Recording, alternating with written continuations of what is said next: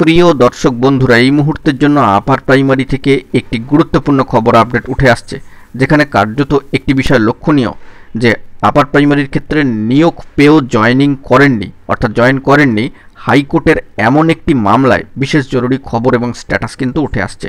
সবটাই অন স্ক্রিনে রেখে আলোচনা করছি, তো ভিডিওটিকে অবশ্যই শেষ পর্যন্ত দেখবেন, কোনোভাবে স্কিপ করবেন না। চ্যানেলটিকে অতি অবশ্যই সাবস্ক্রাইব করে নিয়ে সঙ্গে থাকবেন।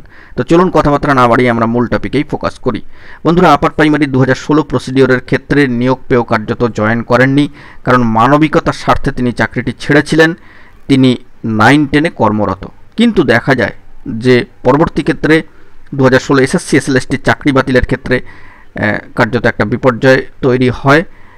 কিন্তু সেই রকমই একটি মামলার প্রেক্ষাপটে মহামান্য কলকাতা হাইকোর্টের সিঙ্গেল বেঞ্চে বিশেষ স্ট্যাটাস কিন্তু উঠে আসছে। আমরা চলে এসেছি কোর্টের সাইটে, মহামান্য কলকাতা হাইকোর্টের অ্যাপিলিয়েটেড সাইট, এবং সেখান থেকে দেখতে পাচ্ছি অনারেবল জাস্টিস সৌগত ভট্টাচার্য মহাশয়ের এজলাস, সিঙ্গেল বেঞ্চ, নদিয়া ডিস্ট্রিক্ট। অবশ্যই এই মামলার ক্ষেত্রে পরবর্তী শুনানির দিনক্ষণ রয়েছে কিন্তু নিউ মোশন স্টেজে আগামীকালকের জন্য। হ্যাঁ, ঠিকই শুনছেন, দেখতেও পাচ্ছেন অন স্ক্রিনে, আগামী 13ই মে 2025। অবশ্যই আজকে 12 তারিখ, আগামীকালকের দিনটা অত্যন্ত গুরুত্বপূর্ণ। আগামীকালকে 13ই মে 2025 নিউ মোশন স্টেজে অনারেবল জাস্টিস সৌগত ভট্টাচার্য মহাশয়ের সিঙ্গেল বেঞ্চ এজলাসে এই গুরুত্বপূর্ণ মামলা রয়েছে, এবং সেই অনুযায়ী এই বিষয়টা উল্লেখ্য প্রসঙ্গত যে এই মামলার ক্ষেত্রে আগামীকালকের জন্য কজ লিস্টে এই মামলা কিন্তু চলে এসেছে নিউ মোশন স্টেজে, এবং 70-এর পরেই মামলার অবস্থান লক্ষ্য করা যাচ্ছে।